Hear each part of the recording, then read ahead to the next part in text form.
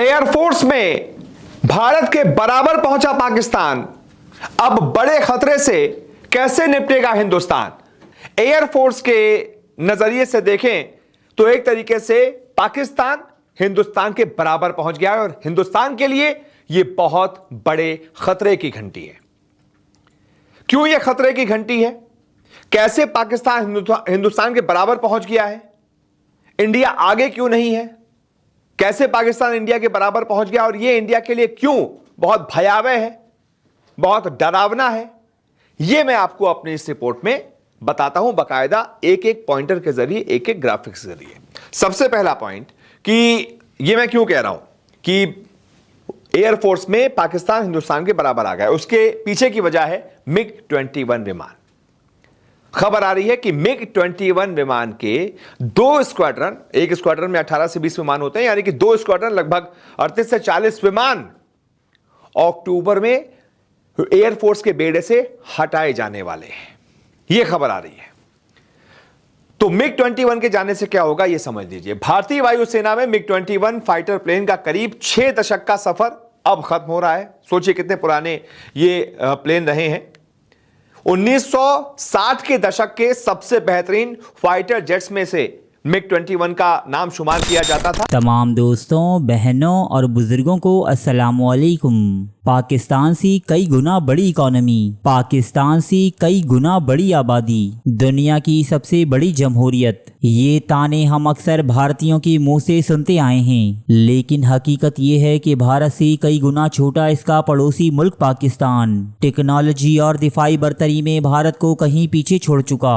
भारतीय फिजाइया आज भी सन 1960 की दहाई के जंगी तैयारी मिग 21 पर बड़ी हद तक इन्हिसार करती है, जो आज की मॉडर्न जंग लड़ना तो दूर बल्कि पायलट्स को ट्रेनिंग देने के भी काबिल नहीं रहे। लिहाजा इन्हें आहिस्ता आहिस्ता भारतीय फिजाइया से रिटायर किया जा रहा है। दूसरी जानिब पाकिस्तान बहुत ही तेजी के साथ अपनी फिजाई कुव्वत में इजाफा कर रहा है। JF-17 थंडर ब्लॉक 3 की कामयाबी के बाद पाकिस्तान अब इसका ब्लॉक 4 बनाने जा रहा है, जो कि स्टील सलाहियतों का हामिल होगा। वहीं इंडिया में पहले रफाइल डील करप्शन की नजर हो गई, फिर मेड इन इंडिया प्रोजेक्ट तेजस्वी दुनिया भर में सिर्फ एक मजाक बनकर रह गया। दोस्तों, अब भारत में करप्ट पॉलिटिशियंस का पेट भरने के लिए एक नया प्रोजेक्ट शुरू किया गया है, जिसका नाम है आमका। कोई इनसे पूछे कि जब तुम चौथी जनरेशन का जहाज नहीं बना पाई तो 5th जनरेशन स्टील जहाज कैसे बना पाओगी? लेकिन वही बात कि जहाज बनाना किसने है, बल्कि भारत में इसके नाम पर सिर्फ काला पैसा ही बनाया जाएगा।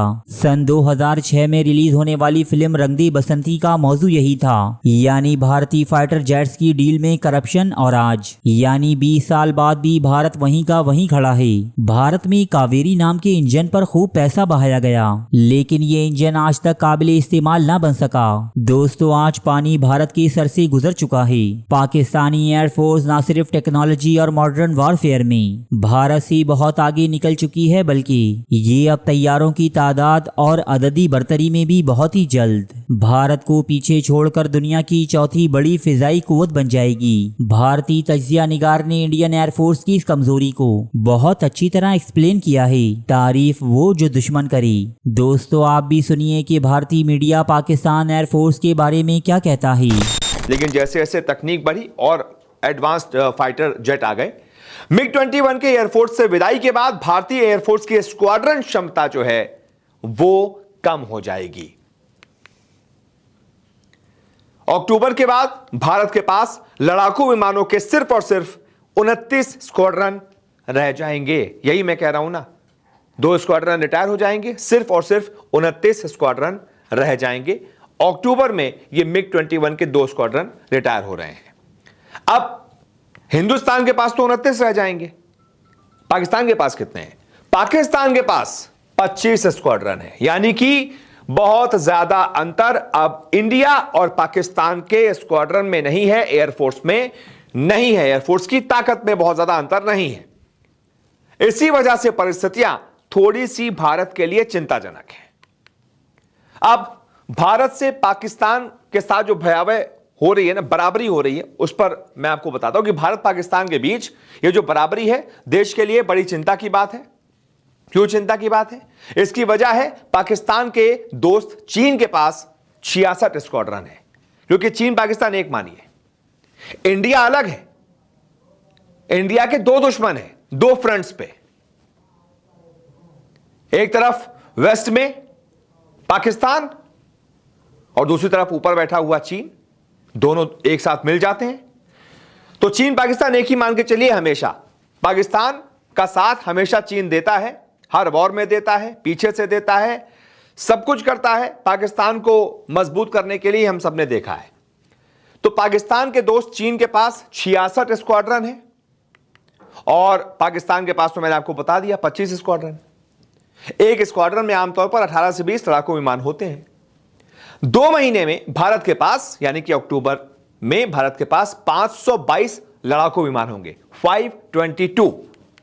वहीं पाकिस्तान के पास 450 और चीन के पास 1200 लड़ाकू विमान।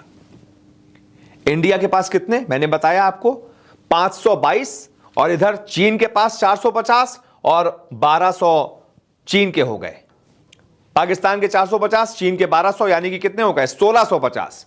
इंडिया के 550, उधर इन दोनों के 1650। यही चिंता की बात है भारत के लिए। जंग जैसी स्थिति में भारत को इसका बड़ा नुकसान उठाना पड़ सकता है, क्योंकि भारत के पास तो कुल मिलाकर 550 विमान बाकी हैं, फाइटर जेट की बात हो रही है, और इधर इन दोनों के पास मिलकर, हमारे दोनों दुश्मनों के पास मिलकर कितने हो गए 1650। तो दोनों फ्रंट्स पे भारत के लिए मुश्किल है। अब ये जो गिरावट हुई, इस गिरावट की एक बड़ी वजह है MiG-21 जैसे पुराने फाइटर जेट्स को धीरे धीरे हटाया जाना। हटा रहे हैं इसीलिए कम हो रहे हैं। भारतीय वायुसेना अपने आखिरी 2 MiG-21 स्क्वाड्रन को इस साल के अंत तक रिटायर कर देगी। ये विमान दशकों से सेवा में थे, लेकिन अब इतने पुराने हो चुके हैं कि तकनीकी रूप से ये कमजोर पड़ गए हैं, इस वजह से इनको रिटायर किया जा रहा है। आप सोच रहे होंगे ना कि भाई क्यों रिटायर कर रहे हो, अगर वैसे ही कम है तो और कम क्यों कर रहे हो? तो भाई तकनीकी रूप से बहुत ज्यादा कमजोर पड़ गए हैं, इस वजह से भी, और बहुत पुराने भी हो गए, 6 दशक हो गए, तो रिटायर होना जरूरी है।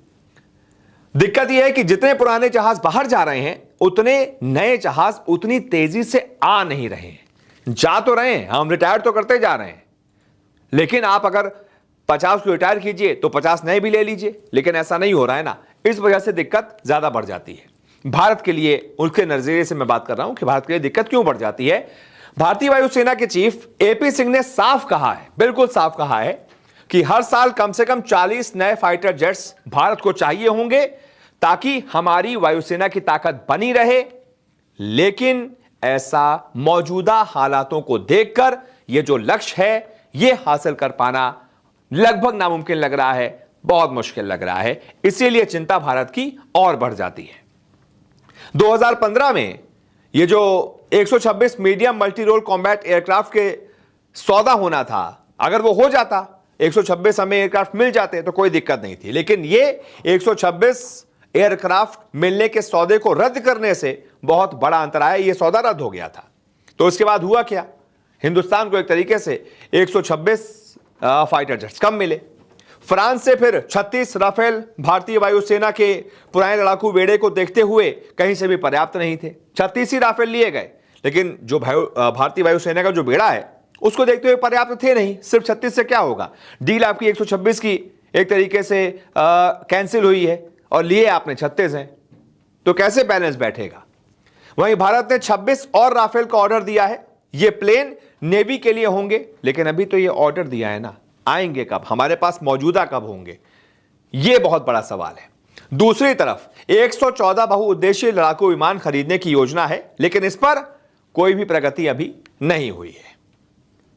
वहीं मेड इन इंडिया लड़ाकू विमान तैयार करने की सबसे बड़ी चुनौती इंजन है। अब आप सोच रहे होंगे कि भारत अब तक अपना इंजन क्यों नहीं बना पाया है। उसके पीछे की वजह मैं आपको बताता हूं कि भाई भारत अपना इंजन बना ले तो कोई दिक्कत ही नहीं है, यहां पर ही आप लड़ाकू विमान बनाते रहो, पार्ट्स बना लो। लेकिन मेड इन इंडिया लड़ाकू विमान तैयार करने की सबसे बड़ी चुनौती है इंजन। भारत अब तक कोई ऐसा फाइटर जेट इंजन नहीं बना पाया है जो वायुसेना के मानकों पर खरा उतर सके। जो वायुसेना को चाहिए वो मानक स्थापित कर सके, भारत ऐसा कोई फाइटर जेट इंजन नहीं बना पाया है। हालांकि कावेरी इंजन नाम का एक प्रोजेक्ट पहले शुरू हुआ था, लेकिन वो भी टाइम फिक्स हो गया, फेल हो गया। फाइटर जेट का इंजन बनाना क्योंकि बहुत जटिल काम है इसलिए हम नहीं कर पा रहे हैं। क्या जटिल काम है? इसमें हजारों पार्ट्स होते हैं और उन्हें जबरदस्त गर्मी और दबाव झेलना होता है, क्योंकि फाइटर जेट जिस स्पीड से उड़ता है तो भाई बहुत ज्यादा दिक्कत होती है। अब इसकी तकनीक बहुत हाईटेक होती है और इसमें अरबों डॉलर की लागत भी आती है। इंजन के कुछ हिस्से जैसे कंबशन चैम्बर और टरबाइन ब्लेड को बनाने के लिए एक खास तरह की सामग्री की जरूरत होती है जिसे एडवांस सिरेमिक्स कहा जाता है। अब दिक्कत क्या है? ये जो एडवांस सिरेमिक्स है ये क्या हम बना सकते हैं? हमारे पास है। भारत में इस फील्ड में रिसर्च और टैलेंट बहुत ही ज्यादा कम है, इस वजह से भी हम नहीं बना पाते हैं। यहां तक कि जो ceramic coated electrode green hydrogen बनाने में काम आते हैं वो भी भारत खुद नहीं बना पाता है, इंपोर्ट करता है। क्या करेंगे आप फिर? आपके पास तकनीकी नहीं है, आपके पास वो सामान ही नहीं है। अब ऐसे में लड़ाकू विमान के लिए जरूरी हाईटेक इंजन बनाना भारत के लिए फिलहाल एक बहुत बड़ी चुनौती बना हुआ है। इस वजह से भी हम ये नहीं कर पा रहे हैं, इस वजह से भी हमारे वायुसेना के बेड़े में ज्यादा विमान नहीं है। अब फिर एक और सवाल ये कि फिर क्या ड्रोन भविष्य का समाधान है? क्या हमारे पास वायुसेना की ताकत थोड़ी कम है, यह देखते हुए कि चीन पाकिस्तान मिलकर कितनी है, तो क्या हम ड्रोन बढ़ाकर इसको बराबर कर सकते हैं? क्या ड्रोन समाधान है, विकल्प हैं? तो कई एक्सपर्ट्स का मानना है कि युद्ध के बदलते स्वरूप को देखते हुए लड़ाकू विमान और युद्धपोत जैसे बड़े सैन्य उपकरण धीमे धीमे निरर्थक होते जा रहे हैं। ये कई एक्सपर्ट्स मान रहे हैं। यूक्रेन ने रूस जैसे बड़े देश को ऐसे ही उसके दांत खट्टे नहीं कर दिए। यूक्रेन ने रूसी आक्रामकता के खिलाफ अपने युद्ध में ड्रोन के जरिए बहुत शानदार, बहुत अद्भुत काम किया है। उसने रूसी युद्धपोतों और लड़ाकू विमानों को यूएवी से यानी कि ड्रोन से मार गिराया है और जिनकी कीमत एक जेट की कीमत के एक अंश के बराबर होती है। सोचिए, कहां एक प्राइवेट जेट, ये फाइटर जेट, और कहां ये ड्रोन एक अंश के बराबर है उसके, लेकिन एक ड्रोन से रूस के फाइटर जेट्स को मार गिराया है यूक्रेन के ड्रोन्स ने। तो कौन ज्यादा फायदे में हुआ? जाहिर सी बात है यूक्रेन इस साल 40 लाख ड्रोन का प्रोडक्शन करेगा। आपको पता है 40 लाख क्यों करेगा? क्योंकि उसको लग रहा है कि भाई ज्यादा फाइटर जेट्स पे पैसे मत खर्च करो, ड्रोन बनाओ और उनके फाइटर जेट, दुश्मन के फाइटर जेट उड़ाओ। तो 40 लाख का मैंने आपको बता दिया ड्रोन का प्रोडक्शन करेगा। अब भारत के जो सशस्त्र बलों की तरफ से कहा गया है, भारत के सशस्त्र बलों ने और भी अधिक ड्रोन इस्तेमाल करने की बात कही है। जानकार बताते हैं कि भारत का रणनीतिक सुरक्षा क्षेत्र जो है यूक्रेन से बहुत अलग है। हमारी सीमाएं अलग हैं, सामरिक दृष्टि से हमारी सीमाएं, हमारी ताकत, सामने वाले की ताकत, दुश्मन से हमारी ताकत, वो थोड़ी अलग है, चीजें अलग हैं।